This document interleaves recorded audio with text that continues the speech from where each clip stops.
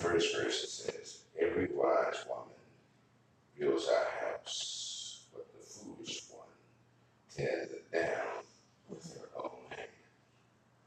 See, that's wisdom again. In our society, you got a lot of women who want to be the men. They want to wear the pants. They want to run the house. I know situations where men are married, the woman's running the house and the man on the same way. That's not the way it's supposed to be scripturally, but that's the way it is in some houses. Verse 2, it says, he who walks in uprightness, reverently, and worshipfully fears the Lord, but he who is contrary and devious in his ways despiseth him. Now you got a lot of people who in this world, they don't walk upright because what they do is they try to take the word of God and they manipulate it when they get around people of the faith so that they can seem pious or outward show or justify what they're doing, but actually the intentions of the heart are evil. So it's done stealthily and undercover. Verse 3 it says, in the fool's own mouth is a rod to shame. It's pride, but the wise man's lips reserves them. Okay. A fool is a person. A lot of people who are foolish, or people who know when they're wrong, they don't want to take accountability or admit they're wrong because they get a pride spirit in them. They have it in them. So they just, you're just supposed to go along with the nonsense and the foolishness. If you have a substantial case to believe as such, and if you don't, they think something's the matter with you. Verse 4 says, where no oxen are, the gate crib is empty, but much increase of crops comes by the strength of the ox. In other words, you can look at yourself as an ox, or all of us can look at ourselves as a producer. Ox, synonymous with producer. If we don't go out and make provision so we can have things or have substance, then we won't have provisions because you just want to stay and you want to be lazy. You don't want to do anything. Okay, so sometimes in this world, if you don't go out and do what you got to do to get these things, you won't get them. However, you must be reminded of this one thing. It's one thing to get the things that's in this world. It's another matter of how you go about getting it. Do you get it through truth and righteousness, or do you get it through, doing things the world does? Well, I'll do whatever I got to do so I can get what I want. That's not a wise way to go about trying to obtain anything, whether it's spiritually or naturally. Verse 5, it says, a faithful witness will not lie. A faithful witness will not lie. But a false witness breathes out falsehoods. Okay? Now, people think that Satan has put in the minds of people that the easiest way to get something in this world is either to lie or exaggerate the circumstances or about whatever it is. Now, if you get into that train of thought, you're going about things unrighteously. Okay? Verse 6, a scoffer sends wisdom in vain, for his very attitude blinds and defeats him to it. Okay? But no knowledge is easy to him who, being teachable, understands. Now, you can gain a lot of knowledge about a lot of different things, a lot of different subjects. But if you don't understand after you get the knowledge, what the knowledge contains in it for you to understand so that it can be fruitful and produce something that's going to be beneficial to your life, you wasted your time. Because there's a whole lot of people that got a lot of knowledge. There's a lot of people walking through this word that don't have the knowledge of the word of God. So actually, they're doing things out of their mindset that's carnal. In other words, the way the world looks at things. And that you can do it for a while and it may seem to pay off, but after a while, in time, you find that it was really fruitless because it doesn't have any substance to it and it won't stay around. Because you're always changing, substitute for some new idea, some new knowledge. That's not godly knowledge. it's earth city. All right. Now it says, verse 7, okay. Go from the presence of a foolish and self-confident man, for you will not find knowledge on his lips. When you get around people who are all puffed up and confident, and everything is about them or what they got, about what they're trying to do, what they have, don't associate yourself with those kind of people. Get away from them. Because see, those people's, their whole everything they can see is all built up on themselves. It's a Proverbs 14. Okay. Every wise woman buildeth her house, but the foolish plucketh it down with her. Okay, now let me continue, all right? Now verse 8, the wisdom, godly wisdom, which is comprehensive insight into the ways and purposes of God, of the prudent is to understand its way, but the folly of self-confident fools is to deceive. A lot of the people in this world think the easiest way to get over and get things is you just deceive. And then there have been people who have deceived. Then they came to themselves and said, well, I shouldn't have deceived. I'm going to go straighten this thing out and do it the truthful ways. But to this amazement, when they go back to that, wherever that was, the people encourage them to keep the lie and the deception. They don't want them to tell the truth. See, because the whole structure of that thing is evil. And they think that because they get a gain out of it, they'll just leave it like it is, a lie, and not tell the truth, okay? Verse 9, fools make a mock of sin, okay? And sin mocks the fools, who are its victims. A sin offering made by them only mocks them, brings them disappointment and disfavor, but among the upright, there is the favor of God. Now, all favor, righteous favor, comes from God. Now, I'm not going to say all favor comes from God, because all favor doesn't come from God. In this world, unrighteous, you got righteous favor and you got unrighteous favor. You got favor from people who are righteous, who God will give you favor. Then you got other people who are unrighteous, who God will let you get favor from. Okay? And then when they do it, they may not know even why they're doing it sometimes. Verse 10, the heart knows its own bitterness, all right, and no stranger shares its joy, okay? In other words, if you are upset or your heart is broken or you're going through some changes, nobody wants to share your joy. That's your problem. They're glad it's you and not them. Okay? So if you go to people and you want to get some consolation from people like that, they can't give you no consolation because they can care less. They're not going through what you're going through. So what you bringing up to my face for? I don't want no sorrow around me. Because that's the way you're looking at it. Verse 11. The house of the wicked shall be overthrown, but the tent of the upright shall flourish. Now that is the truth. The house of the wicked, I don't care if it takes 1 day, 1,000 years. The house of the wicked will be overthrown. Okay? Overthrown means torn apart, come to desolation and destruction, and be just wiped out. Verse 12. There is a way which seems right to a man, and appears straight before him. Now I'm reading from the Amplified, in case a lot of you read the word. Because the words in the King James are a little different than the Amplified. The Amplified is different presentation of its vernacular. There is a way which seems right to a man and appears straight before him, but at the end of it is the ways of death, okay? Now people can do things and you got two ways of looking at this thing. You got people who do things and know they're wrong but do them anyway. Because as far as they're concerned, that's the way for them to get ahead. So it looks right there. Because I'm getting ahead, I'm getting something out of it, I'm getting profit.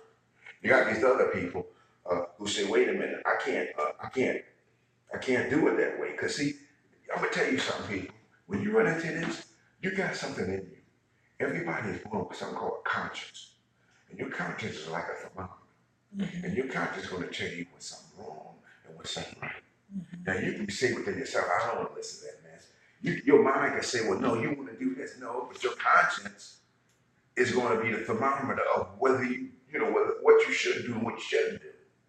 But people like to let the conscience be over override it by their soulless realm and just do what they want to do in their mind, in the heart of their mind. So they override their conscience, and they may do wrong on purpose, even though they know it's wrong, but they don't want to do right. Okay, and they ain't thinking about the ways of death until maybe 10, 20, 30 years later, this stuff pop back up in front of them, and they say, I was a fool. It was too late. You done made a mess, you done made a shambles. You know. Yes. You know. Now, verse 13. Even in laughter, the heart is sorrowful, and the end of mirth is heaviness and grief. Okay. Now I'm saying this again. Even in laughter, the heart is sorrowful. Well, how can the heart be sorrowful when there's laughter? See, you got a lot of people that put on a happy face. Mm-hmm. All right, but you know, and they outwardly appear to be happy, but they grief stricken.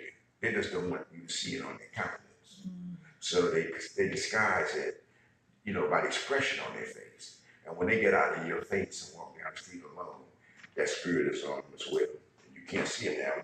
If you could see them when they walk away from you, you would really see what's really inside of them. It came with you, oh, everything, I'm blessed and highly favored. And then as soon as they get down the block, there they are, you know. And that's why I say that lie, you know.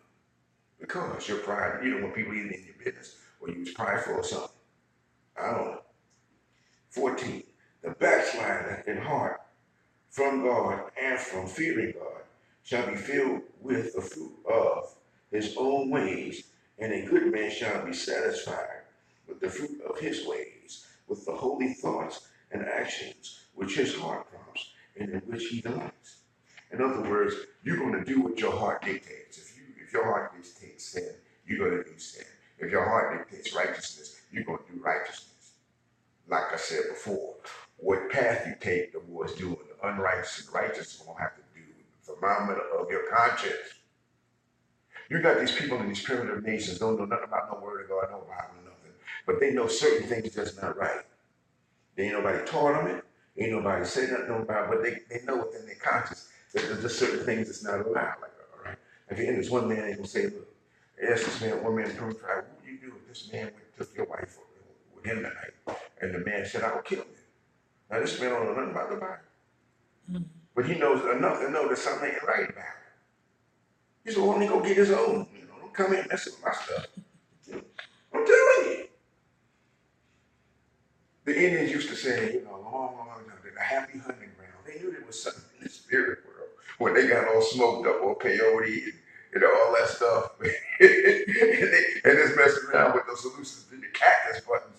When they didn't know what it was, they said there's something. And when they wasn't even doing that, they said there's something out here. But when they was really messing around, they said, wait a minute, there's a spirit world out here, okay?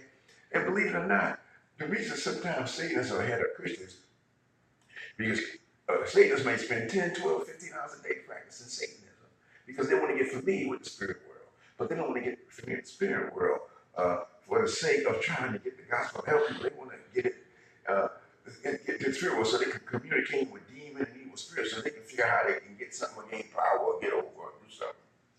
They don't want to do it for the righteousness of God. They want to do it for the unrighteous mammon or whatever. Mammon, what is that? Well, mammon is synonym for money. Okay. The God of this world, everybody, is M-O-N-E-Y, money. If you trace all of the evil deeds done, most of them, back to the source, I'm talking about the root of where they come from. Money is involved some kind of way. Mm-hmm. It's always got something to do with money. Okay? Isn't that something? Let's see. And who owns the money? No, God owns 1,000. Let me say something like that. God owns the cattle on 1,000 hills. But in the system of money, Satan owns the money. What do you mean? Look, you just think about it. You figure it out. You just go around here and say you want to go to the bank and say, look, I want to build this church or do this thing, and I want to get a loan from you, you know, so I can build up this church so people can get saved. Then you got another man going in there, and he said, I want this money so that I can go ahead and build this casino on Highway 95, you know, and make some money and expand, you know, the pleasures of the state or something. Now, who do you think? No, think about it. Now, who do you think the banker is going to be more interested in? The man who want to build a church or the man who want to build a casino? He knows that the man in the casino make money. He's going to make a lot of money. So he can charge him an exorbitant interest rate for him to borrow his money. Whereas the guy who wants to borrow wants to go to church, he wants to, the softest loan he can get. Well, he said, well, I can give you the money, but you have to, he'll tell the man at the church, well, you have to pay 100%, 100% on the dollar. Look, I'm telling you. It says right here, right? Now, 15, the simpleton. You know what a simpleton is, don't you? A simpleton is a fool. A simpleton is somebody who ain't got no sense. And a simpleton, you tell them anything and they believe it. That's a simpleton. Do such people by the thousands. You'd be amazed by the thousands. The simpleton believes every word he hears. Now, you know you got to be a simpleton. Every time somebody tells you something, whether it's truth or lie, you believe it. What is that? That's the best way to describe it, a simpleton. Simple. So if somebody calls you simple, if you know what the word means, you either need to straighten them out righteously, or if you're not simple, let them say, you better get them out of my face. The simpleton believes every word he hears, but the prudent man looks and considers well where he is going. In other words, a person who doesn't use wisdom and understanding, you can tell them something like a get rich quick scheme, you can tell them anything, and they just run. They'll run to it. But somebody who ain't silly and listen to what you say, examines that what you said. And so, wait a minute, something wrong with that picture. I'm not going for that. See? So you can get over on simpletons, but you can't get over on people who are prudent, basically. What is a person? A prudent person is a person who's well-knowledge, knows about things, well-read, and considers the matter before he plunges head on into it. You got a lot of people that, they get a whim in their mind and their thought, and they go out there and do something, but didn't think about the consequences of what was going to happen after they did it. Didn't think about the consequences to themselves and how it was going to harm them or not harm them. They didn't consider anything about the consequences. They just, something popped up in their head, I'm going to go do that. Yeah, I think that's a good thing to do. No, you didn't think. If you had a thought, when you figured out that wasn't a good thing to do, but you made a mess. Okay? Verse 16, a wise man suspects danger and cautiously avoids evil, but the fool bears himself insolently and is presumptuously confident. A whole lot of people out here are very confident when they do evil, because they think nobody going to see me, I'm going to get over and I'm going to prosper. Okay? But see, you're a fool, right? Because look, this thing about what goes around comes around is true. In the natural, it's true, and in the spiritual realm, it's true. Okay? And you got to remember that all natural things that you do have spiritual consequences. A lot of people don't believe that. The natural world and the spirit world are right next to each other, like parallel railroad tracks. And they should go side by side. But what you do on one of those tracks affects the other side of that track. So if you're in the natural world and you're doing mess, it's going to affect what's going to be consequences in the spiritual world. If you're doing good in the natural world, it's going to affect consequences. See, they both work, they both work sort of like reciprocally. You know what a reciprocation is? A reciprocation is, you give me some food, I give you some back. But see, for reciprocation to be activated, somebody has to give out something, to make a gesture, or do something. So there can be a reward system. Whatever goes out comes back. Okay? Now, verse 17, who foams up quickly and flies into a passion deals foolishly. And a man of wicked plots and plans is hated. Now, look, people, if you don't get, if there's no scripture you won't remember, I'm going to read this with you. Make sure you always remember this scripture I'm going to read here, because it's very important and it's activated every day and people live in it. A lot of people live in this scripture. He who foams up quickly and flies into a passion deals foolishly. In other words, you let your emotions dictate what you should do and don't let your mind think nothing out. You're emotionally motivated. You got this passion, your emotions all real. And a man of wicked plots and plans is hated. Now, a man of wicked plots and plans is hated by two people. One, if a person who has understanding and knowledge runs into those type of people, he don't hate them and he don't despise them. The way he feels about them is not a word in the Webster's dictionary to describe how I personally feel about individuals like that. Okay. Now I know it's a spiritual matter, but I mean just the thought of such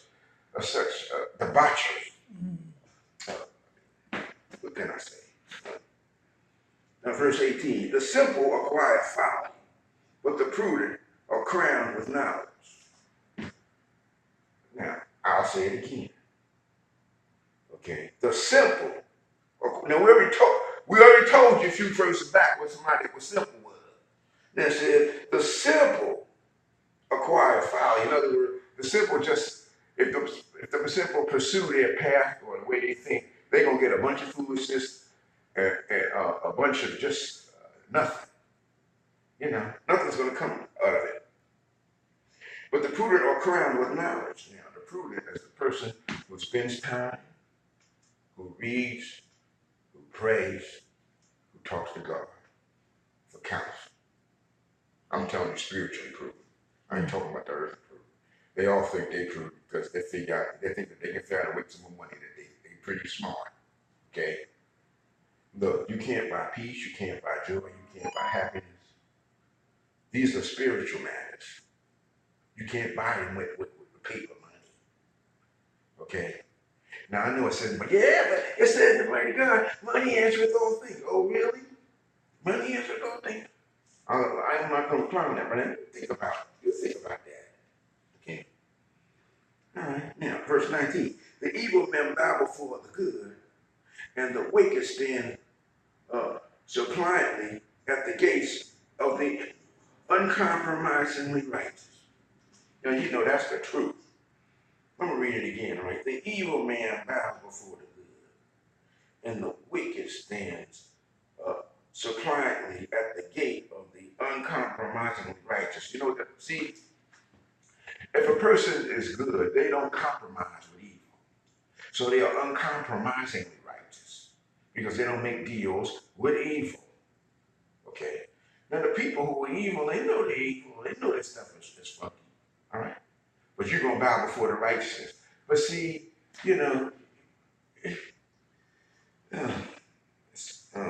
let me keep reading. The poor is hated, verse 20, even by his own neighbor. But the rich has many friends. All right. You go out here and you walk down the street and say, hey, everybody, whoever gets the back of me, go on with me. We're going to get us a buffet. Everybody coming. They see you walking down the street the next day and you want to speak to them. I'll speak to you right now, but I got to go do something. You bring up the buffet and I can stop what I'm doing. Let's go back to the buffet. Look, people don't like people that are poor. Okay? Because people that are poor remind them of where they came from or where they don't intend to go. or just looking at you makes them feel like I can't even hang around you because you got a spirit in you. I might end up poor like you is. So look. Verse 21. He who despises his neighbor's sins against God, his fellow man, and himself. But happy, blessed, and fortunate is he who is kind and merciless to the poor. This society is, I tell you, we live in a capitalist society. And the only way you get mercy in capitalism is you got to have money. Because if you don't have no money, you don't get no mercy. Okay? You think I'm lying? Go on over here to the food line and think you're going to get some mercy. Look, I ain't got no money. Can I please just get something you need? Grab it because they're going to say, no, you ain't got no money. So you get on out of the store. And no. That's the way it is. Okay? All right? Verse 22. Do they not err? Do they not err me? Do they not make mistakes? Who devise evil and wander from the way of life. But loving kindness and mercy, loyalty and faithfulness shall be to those who devise good. Now, I'm going to read it again. Do they not err who devise evil? The whole thing has to do. The word devise means you're going to create from starting point evil or you're going to create good. In this world, you've got two forces. One is good and the other is evil. There ain't no in-betweens. Well, no, there's an in-between force between good and evil. No, there isn't. There's compassion. No, it's either good or it's evil. Don't let nobody lie you, fool you, because you start believing that now you're foolish. There's only two forces in this world. One is good and the other is evil.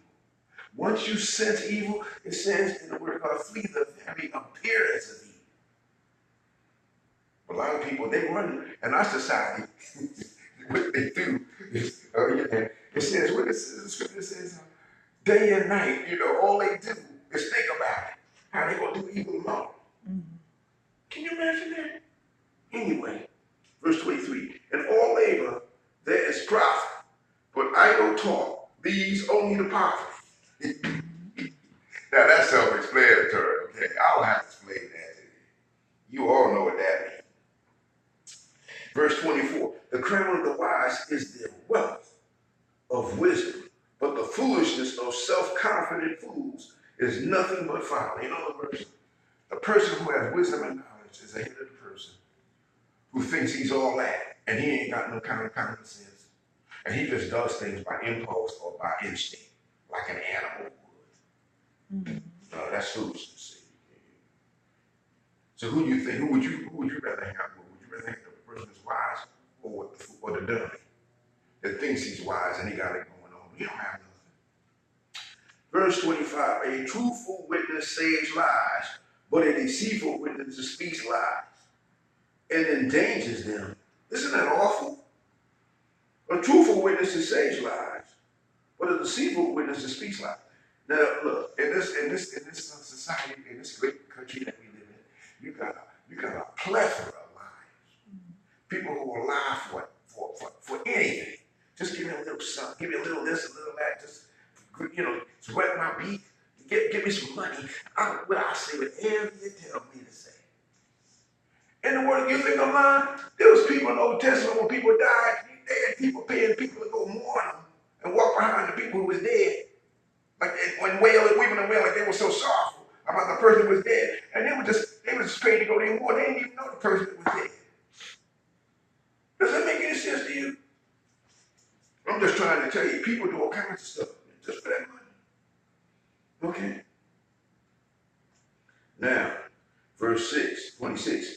In the reverent and worshipful fear.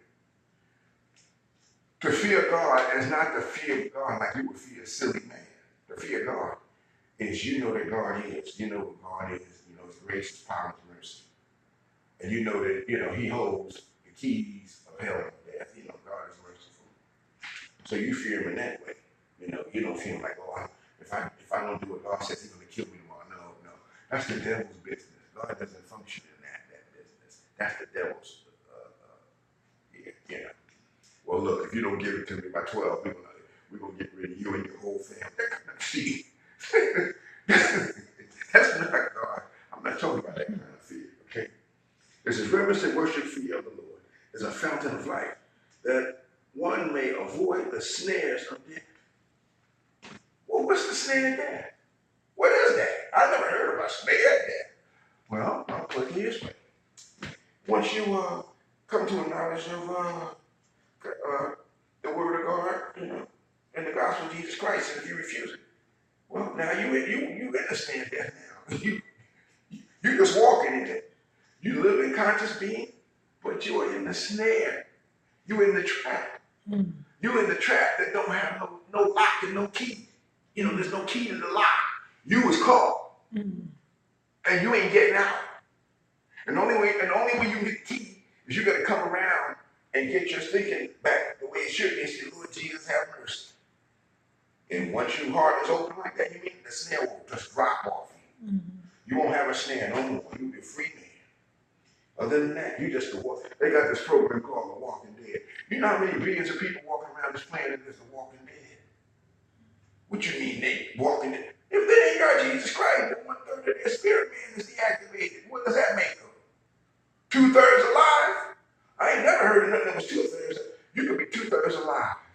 But if you don't have that 1/3 that energizes those other 2/3, when you die, what you got? Nothing. You're gonna have a body that's fashioned for eternal punishment. God's gonna make sure you don't give your body. When you die, He's gonna give you one. But you ain't gonna have one like the saints. You're gonna have the kind that's gonna have a soul in it, and it's gonna have your body. But you ain't gonna have God's Spirit's not gonna be in it because He's not gonna dwell in you. And all your body's gonna be able to do is remember what you did and experience physical and mental torment. Can you imagine that for eternity? Look, think of it. Think of it this way. How would you like, if you were an intellectual person, you consider yourself rather fashioned, reasonably intellectual, how would you like to be in eternity with a bunch of ignorant, stupid people all around you, never going no place for eternity? Can you imagine that? I don't know. I know hell is hell, but that's that's sort of rough. I mean, okay. Verse 28, and a multitude of people is the king's glory, but in a lack of people is the prince's ruin. Well, it says right here, and a multitude of people is the king's glory, but in a lack of people is the prince's ruin. Yeah. And look, if you're around the king of glory, okay, I'll put it another way so you can understand this. Okay, now it says, the prince's glory is ruin. Now the king's glory, all right, everybody's going to gravitate to the king because the king has eternal life. But the prince of darkness, all he has is ruin. Satan is the god of this world, and he's called the prince of darkness. The prince of darkness? Yeah, he's the prince of darkness. He said, man, I'll be thinking sometimes, if he's the prince of darkness, I wonder who the king is. Because he's pretty rough, man, and he's the prince. Now, all right, that's something to go on and think about that. If Satan is the prince of darkness, well, who's the king of darkness? I'll give you something to think about. Yeah, okay, now, verse 29, he who is slow to anger has great understanding, but he who is hasty of spirit exposes and exalts his folly. In other words, if you impulsively and emotionally do things without thinking things through, with a sound mind, spiritual level, you're going to always make a mess. And it might not show up like a mess when you first started out, but later on down the road, you're going to see the mess. Where did this come from? Well, you sent this out 5 days ago. Now you're going to arrive at the starting point of it. But no, it's too late now. You didn't already send the thing out. We had 5 days to construct your mess up. Now you're right. Here it is for you. It's right here for you. Come and get it. Verse 30. A calm and undisturbed mind and heart are the life and health of the body. Now look, I'm going to say this one. I'm going to read this one slow. Look, this is another one. You got to read this one every day. Because this is important. Because the enemy of your soul is going to come against your mind every day of your life. In some way or another. To hinder you. Okay, it says, a calm and undisturbed mind. Well, who gives an undisturbed and calm mind? Jesus is the Prince of Peace. Now look at this. Jesus is the Prince of Peace and Satan is the Prince of Darkness. Now you got two princes out here, and one's going to give you calm mind, a calm, undisturbed mind, and the other's going to give you a tormented, suicide mind. Now, which one do you want to dwell with? And the one you dwell with all depends on what's inside you. What's inside your heart is going to determine which prince you go with. Two princes. But now look, well, Jesus is the Prince of Peace. But you know what else? Jesus, now look, I'm going to tell you something about Jesus that Satan is. Jesus is the Prince of Peace and the King of Glory. Jesus is a king and a prince. Satan is only prince. There ain't no king of evil and king of prince. No, he's just a prince. He couldn't even get elevated to the level of a king because he's too wicked. Jesus is the King of Glory and the Prince of Peace. Yeah. Well, I never thought of it that way. Jesus is a king and a prince? Mm-hmm. But Satan's only a prince? Mm-hmm. Well, who do you think got more authority? If you got two things standing before you, and one is dual nature, king and prince, and the other one just a prince. And the one that's the prince ain't got nothing to do with evil, darkness, and lying spirits. It's awful. Okay. Now, a calm calm and undisturbed mind and heart are the life and health of the body. If your mind is tormented, okay, you cannot be healthy. And if your body is diseased, which is dis-ease, dis-ease, you know, all disease is limited death. Limited death. Limited death. All disease, I don't care what you call it, what name it is, mind, body, spirit, any disease is limited death. And what you got to do is get out of the arena of limited death and get into the arena of total wholeness. What you discover. Now, it says, but envy, jealousy, and wrath are like rottenness of the bones. Look at this, people. Enviness, jealousy, and wrath are like worse than arthritis. You know why? Because it's the spiritual rottenness. It's the spiritual rottenness. You have the cancer of the soul when you got envy and jealousy. You have soul cancer. You're envious and jealous, and you want to come up with strife and wrath and all these other unclean, foul spirits. You got cancer of the soul, and you need to get purged by the blood of Jesus to get it out. And if you don't get the blood of Jesus to exercise and the cancer out, then you will die from your disease and your limited death. Physically, spiritually, and emotionally. I promise you. And it ain't got nothing to do with how long it's going to take or how much time it's in it. It's going to happen. And it's going to come to pass because you brought it to pass, because you, had an uncompromising heart towards the Son of God. You did not want to yield to the grace of God to forgive you of your sins. You felt like you could do things better. You didn't need them because you had a lot of money or a lot of influence, or you had it going on. And you poor thing. You just like that man who was building up his kingdom, but God said the night you're going to die now, whose things that you have now will they be when you dead? All of your lands and your houses and your titles and your 20 DDD degrees, whose will they be one day when you die? If you don't know Jesus, whose will they be? Because they're going to stay behind. You need behind.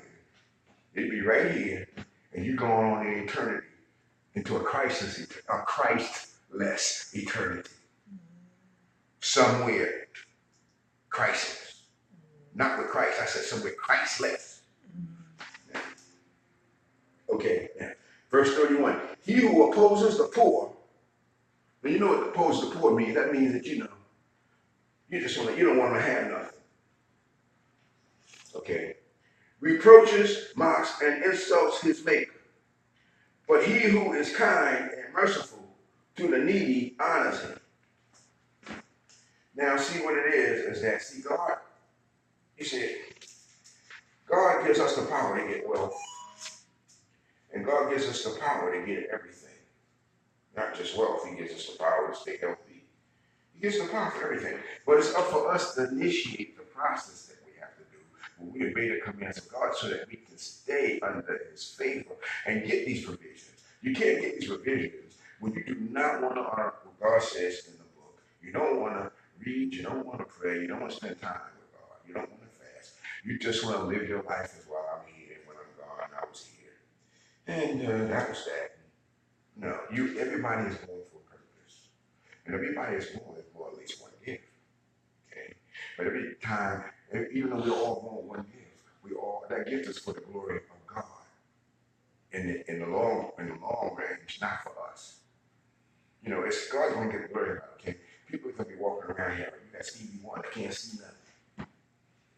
But he can play better than somebody than went to Juilliard for 30 years. He just sit down there, somebody lead him to the keyboard, and he just sit down and they got the instruments set up, and he just deal with it. I mean, he a human instrument. His voice is an instrument. His hands is an instrument. He can play an instrument. Okay? But he can't see nothing. Nobody taught him. He was a taught of man. He was imputed with a gift that glorifies God. Now, whether he's using music to glorify God, that's another matter. I'm not saying that. I'm just saying, okay, that God imbues people with gifts. And while we're here, it would behoove us to discover what ours is. Don't be racking your brain and trying to ask people what it is or going to the crystal ball reader. God will let you know what it is. If you seek God, He'll reveal your gift to you, okay? Stay away from all these man-made contraptions and these people. Well, look, if you give me $10, I'll put the card deck out here, we can read what's happening. Look, stay away from all those conjurations. You wouldn't believe how many suckers, I call them really suckers, people out here that's going to these advisors, these crystal ball readers, these stargazers, trying to get something. Even got on TV, call us up if you want to read it. You know, messing all that stuff. The book of Leviticus forbids that nonsense. What's the book of Leviticus? Well, I guess you don't know what the book of Proverbs is. You probably don't know what the book of Leviticus is. You don't know nothing about it. 32. The wicked is banished in his wickedness. Lord have mercy. The wicked is banished in his wickedness. Lord, I'm gonna tell y'all, I don't know why I picked this particular. And I didn't pick it, I just arbitrarily, read it. But you see stuff in here. Now, if you think back sometimes, some of this stuff, when you was way back whenever that car delivered you from, when something was up in your face and you didn't know what it was, but now I know what it is.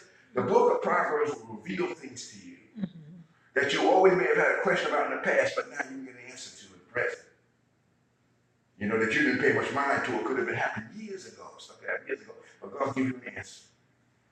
Verse 32 says, the wicked is banished in his wickedness, but the righteous has a refuge in his death. Now, I'm going to put it real plain. The wicked is banished in his wickedness means that the soul that sinneth shall die and be lost forever and ever and ever and ever and ever. But the righteous has a refuge in his death. Yeah, because the righteous person is Psalm 91. No, he that dwells in the secret place of the Most High shall dwell. Look, the righteous has a refuge in Jesus. The wicked has no refuge but eternal torment. That's what that verse means. That's the most important verse maybe in the whole chapter. I mean, it's 33. Wisdom rests in the heart of him who has understanding. Now look, people, I don't care if you go to school and you got 5 doctorates, but if you ain't got no understanding about all the stuff that you took to get them doctorates, you didn't learn nothing. You got to have understanding about everything before you can make a rational decision about it. You know, you got to have understanding about it. You just don't say, well, that looks good, that seems good, let me do it. No. Verse 34, righteousness exalts a nation. Righteousness will exalt the Christian nation. Okay? Righteousness will exalt any nation, okay? But see, when the people collectively depart from Jehovah God and think that they're gonna be a law unto themselves with immorality and do what they want without Jesus, do what they want without God, and forget the Holy Spirit. We don't even know who that is. We know who the ABC Spirit is. You know, all right? But sin is a reproach to any people. Reproach means disgusting. You know, just repulsive. But sin is a reproach to spiritual people. It's not a reproach to the world. The world encourages sin. The world says, go about it, you know. Now what's that scripture? Here it comes. Oh, yeah. Verse 35, the king's favor is towards a wise servant. The children of God, I didn't say our silly titles. We are servants of the Most High God first. Our titles are underneath it. Don't ever think your title is you. Your title is a description of your function, probably in the body. But your title, before your title comes, is your servanthood to the Most High. And servanthood of the Most High means your faith, means your obedience. He has your undivided attention, and you go to him before you do anything, and not do it yourself. Or think about it when your mind does. Okay? So it says the king's favor is towards a wise servant, but his wrath is against him who causes shame. Well, how could I'm Apostle Buki. How could I cause shame? Yeah, you're Apostle Buki. But then we see over there getting them 25 lottery tickets yesterday. You Apostle Buki. You thought nobody saw you because you did it at night with the over there at the gas station guy. And I got no 20. Look, God sees. You got spiritual shame. God sees everything. You can do things behind closed doors, and people may not see you and know you, but God don't miss nothing. God knows what. Now look, I'm gonna mess with something. I'm gonna tell you, and it's the truth. God knows what you're gonna do before you do it. God knows the evil you're gonna do before you do it. He knows the good you're gonna do before you do it. And God knows months in advance of stuff what you're gonna do if you lie to stay here. Now, this is over. But I just wanted to say, you should read Proverbs, a chapter every day. Because this thing of the wicked is banished in his wickedness. But the righteousness has a refuge in his death. What you gonna say about something like that? Well, I'm a Jehovah's Witness. I'm righteous. Look, if you don't know the truth,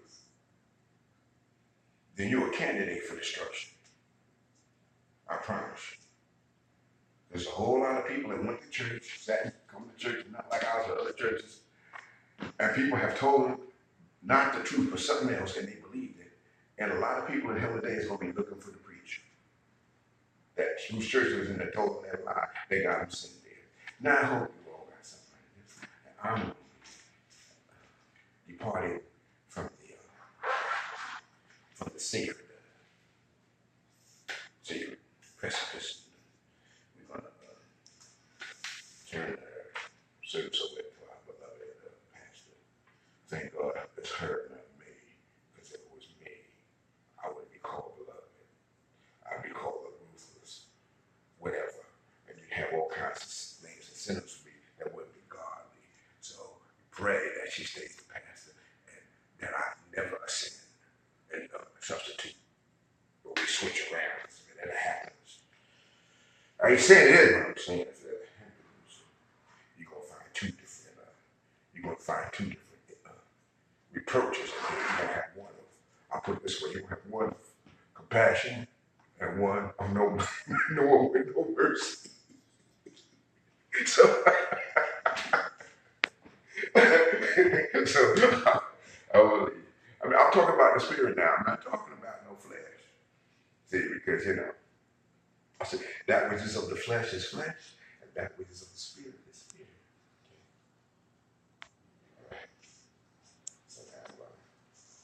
Thank you for tuning in to Push Live. You have Elder Livingston, amen, at Push Outreach Ministry, spreading the gospel of Jesus Christ as far as it can go. He brought a beautiful message from the book of Proverbs, the 14th chapter. Should you have questions or concerns, you can write him at P.O. Box 25885, Fayetteville, North Carolina. Push Outreach Ministry, spreading the gospel of Jesus Christ as far as it can go. If you want his book, if you want to ask us a couple questions, all you have to do is write to us and send the address. The address is Push Outreach Ministry, P.O. Box 25885, Fayetteville, North Carolina, zip code 28314. Wonderful teacher, a great teacher in the Word of God, one that knows how to get clarity. So many times people don't have clarity, but he will bring out the Word of God. He asked the question, and the question still remains on the floor. Satan was the prince of the world.